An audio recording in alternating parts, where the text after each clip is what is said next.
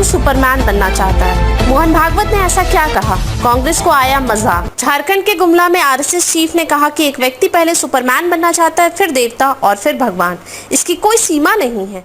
The Prime Minister, of course, who has a direct connection with God.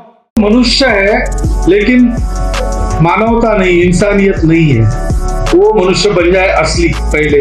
Hindu, मुस्लिम, सिख, ईसाई सबने इंसान बनने की कसम है खाई। आरएसएस प्रमुख मोहन भागवत ने झारखंड में एक बयान दिया। उसमें उन्होंने कहा कि पहले इंसान सुपरमैन बनना चाहता था, फिर इंसान देवता बनना चाहता था और फिर इंसान परमात्मा बनना चाहता था, लेकिन आज इंसान प्रसिद्ध होने के लिए खुद को परमात्मा कह रहा है। और ये बयान सीधा सीधा मोदी जी को कहा गया। अब ये बयान मोहन भागवत जी को देना क्यों पड़ा? तो मैं यहाँ पे कह दूं कि राहुल गांधी जी ने ये जो शब्द है परमात्मा, इसको इतना पॉपुलर कर दिया है कि सब अब इसका ही नाम ले रहे और इसका ही नाम जप रहे। और मोदी जी पे एलिगेशंस लग रहे हैं कि उन्होंने अपने आप को परमात्मा कहा। राहुल गांधी जी ने पार्लियामेंट में स्पीच दी थी और कह दिया था हमारे प्राइम मिनिस्टर परमात्मा है, लेकिन पता नहीं उनका परमात्मा से डायरेक्ट कनेक्शन है, फिर भी वो क्यों अयोध्या की सीट हार गए। ये स्पीच इतनी पॉपुलर हो गई कि सब ने इस स्पीच पे मीम बनाना और वीडियो बनाना चालू कर दिया। बहुत सारे लोग ये कह रहे हैं कि मोहन भागवत जी ने तो ये बयान इसके लिए दिया कि लोग अंधविश्वास में ना पड़े, लेकिन ये बात बिल्कुल भी नहीं है। ये बयान सीधा सीधा मोदी जी को ही कहा गया, क्योंकि मोदी जी ने ही कहा था कि उनको लगता है उनको परमात्मा ने इसलिए दुनिया में भेजा है ताकि वो कुछ बड़ा काम कर पाए और कुछ अच्छी चीज कर पाए। परमात्मा की ही कोई इच्छा है, शायद ईश्वर ने ही मुझे किसी काम के लिए भेजा है।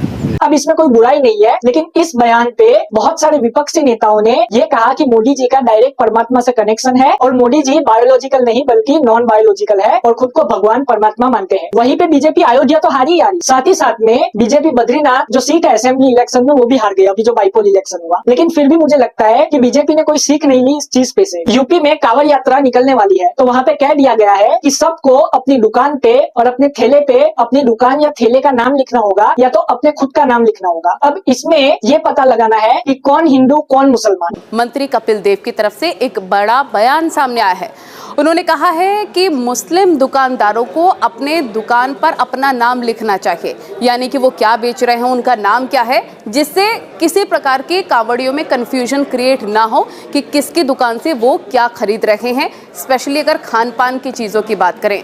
बहुत सारी इसमें कंट्रोवर्सी हुई और सब ने कहा कि ये सिर्फ इसलिए किया जा रहा है ताकि हिंदू मुस्लिम का पोलराइजेशन हो और कांवड़ यात्रा जब निकले तब कोई भी मुसलमान ठेले या दुकान से कोई चीज ना खरीदे, क्योंकि बहुत सारे मुस्लिमों ने अपना खुद का नाम लिखा है अपने ठेले पे, या तो दुकानदार ने जो हिंदू नाम से वो दुकान चला रहे थे उसको बदल के अपना जो मुस्लिम नेम था उसको लगा के अपनी दुकान चलाने लगे। मैं मानता हूँ कि ऐसी चीज बिल्कुल भी ठीक नहीं है कि आप नाम से और धर्म से किसी इंसान की पहचान करो, क्योंकि सीधी सी बात है कांवड़ यात्रा में बहुत सारे मुसलमान भी श्रद्धा रखते हैं और सेवा करते हैं। इससे नेगेटिव इम्पैक्ट पड़ेगा हमारे इंडिया की डाइवर्सिटी पे। योगी जी ने मीट सेलर्स को ये भी कह दिया कि आपका मीट हलाल है या नॉन हलाल ये भी आपको बताना पड़ेगा। बीजेपी के जितने भी अलायंस पार्टनर है जो एनडीए में है, मोस्टली उसमें से सभी पार्टी ने कहा कि हम योगी जी के इस फैसले का समर्थन नहीं करते और हम इसकी कड़ी निंदा करते हैं। कांग्रेस ने बीजेपी को इस बात पे जमकर घेरा और अभी तक प्रधानमंत्री मोदी जी का कोई भी रिप्लाई नहीं आया है यूपी गवर्नमेंट के ये फैसले पे। लास्ट में तो मैं सिर्फ इतना ही कहना चाहूंगा, तुम हिंदू मैं मुसलमान, कोई सिख कोई ईसाई, यारो ये सब सियासत है, चलो मोहब्बत से रहे। जय